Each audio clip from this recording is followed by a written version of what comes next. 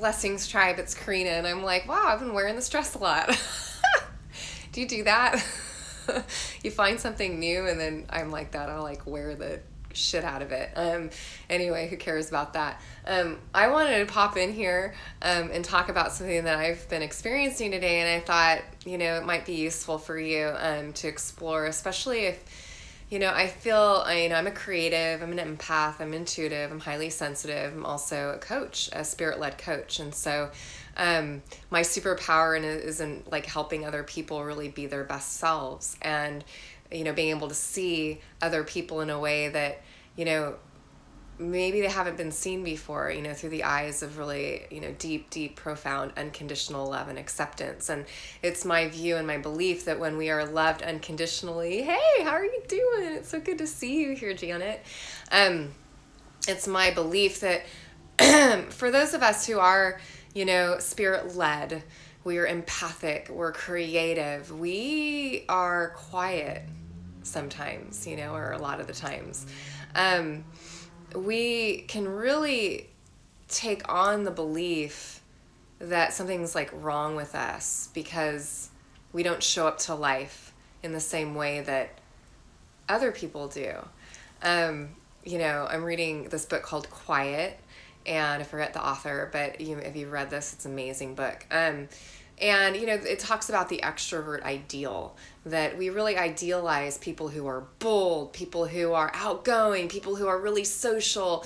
And those people actually need a certain level of stimulation to feel like connected and to feel belonging. Whereas those of us who don't fall in that category, a lot of spirit-led people, like a lot of my clients and the people that study with me and work with me in Radiant on the Rise, which is my 1-year program, and who study with me to be apprentices and embodied mindfulness coaches through my Apprentice program, we all are highly sensitive empaths. And what I teach people to do is harness that as a superpower.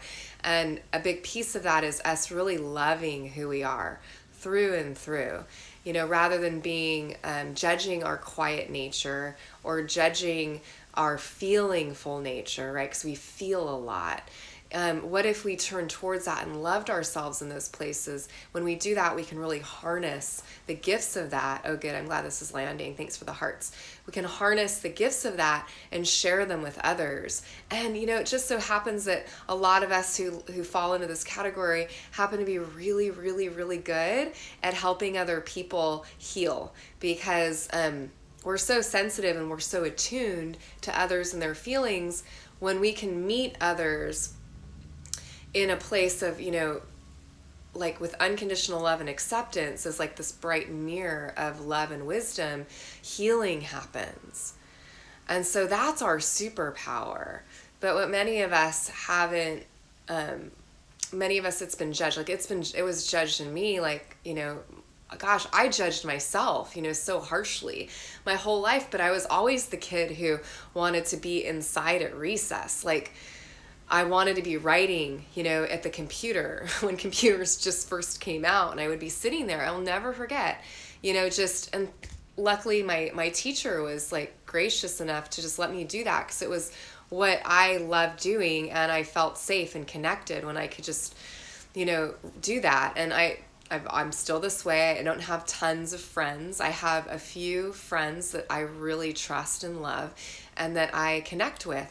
And then I have a lot of people that I know, right? But I need to take care of myself in a particular way so that I can come forward and do things like make these videos. Like, I'm a voice for us, I'm a voice for us really radiating and shining our lights in the world brightly and harnessing that rather than seeing it as a detriment and a deficit. And I think one of the, and I've learned to come out of my shell.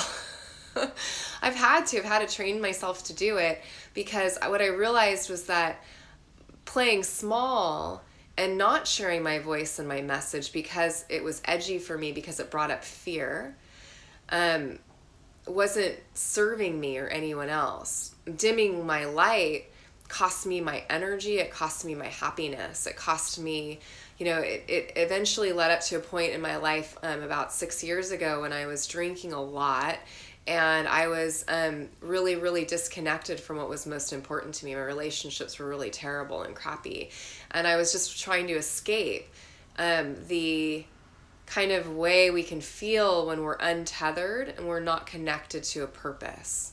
So I really love to help soul-led leaders, spirit-led leaders connect to purpose and then live from purpose, live from that bigger place within themselves. And when we do that, like my drinking quit me, my happiness like totally went through the roof. My relationships improved. Like everything in my life got better when I stopped hiding my gifts, my calling. So this is leading me up to the main point of what I wanted to talk about today, which was, when we are this type of person, when we're feeling full, we're intuitive, we receive a lot of downloads and information from the ethers, from the spirit world, whatever you want to call it. But you know what I'm talking about. You are attuned to a different aspect of living and life that not everyone is attuned to. And sometimes the information that comes through can be overwhelming, especially if you're up to like creating a soul-centered business. Like maybe you want to be a coach, or maybe you want to, in some way, shape, or form, really lead with love, as the spirit-led leader that you are designed to be.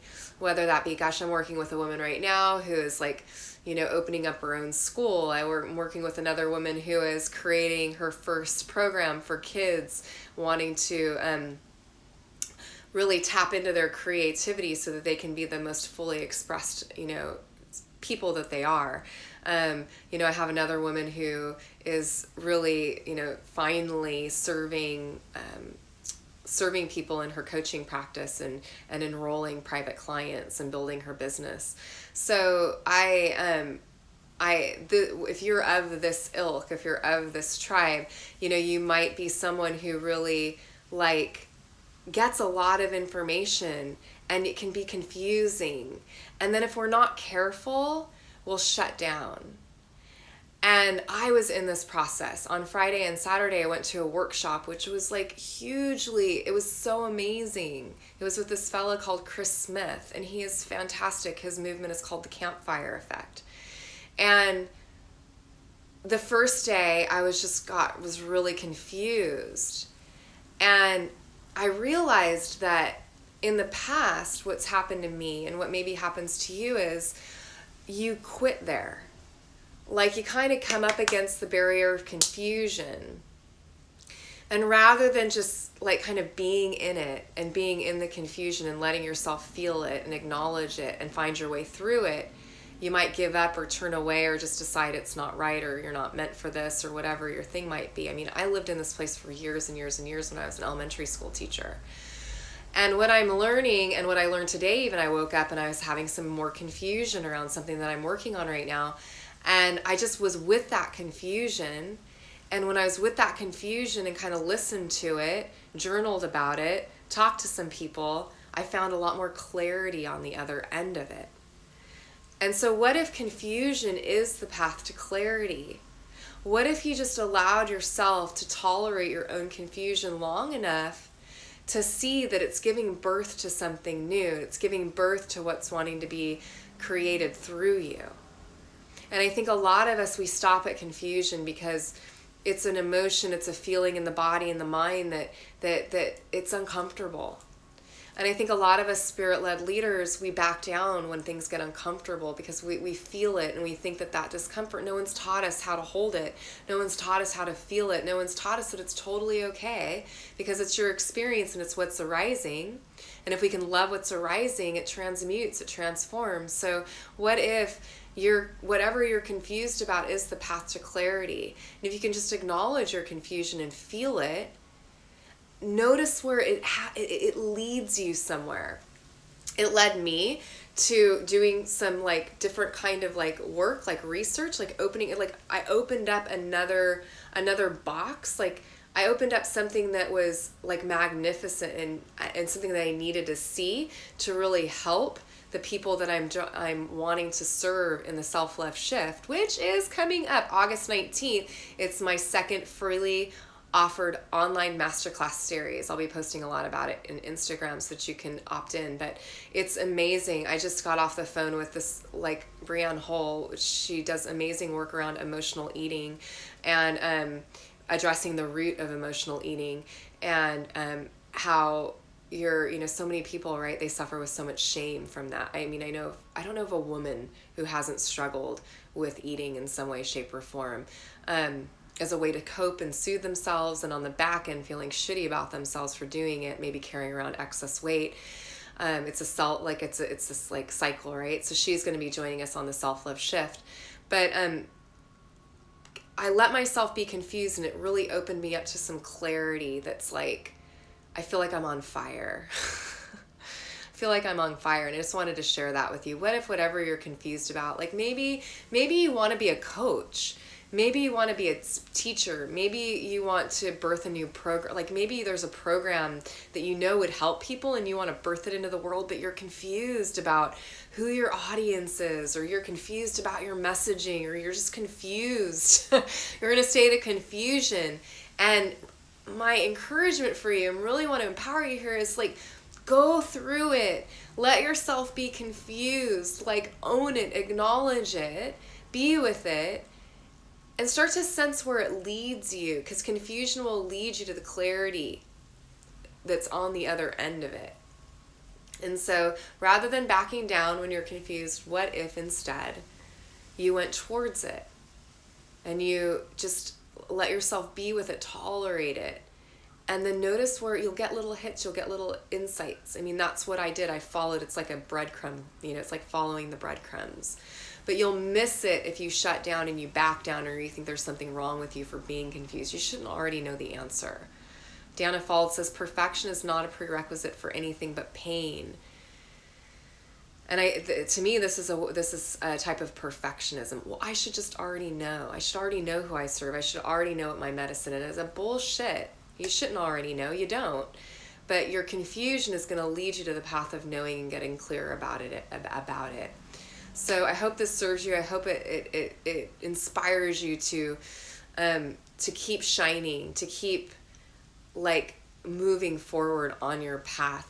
You absolutely have a voice. You absolutely have medicine in you that's wanting to be unlocked and shared in a profound and meaningful way with others.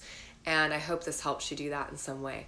Sending you so much love and many blessings. PM me if it did. You can book a call with me on my link on my profile, so that if you're struggling with something, if you're wondering, how to like get clearer about your soul medicine and how to share that with the world, then book a call with me. I'd be happy to help you with that. Sending love and blessings. Namaste.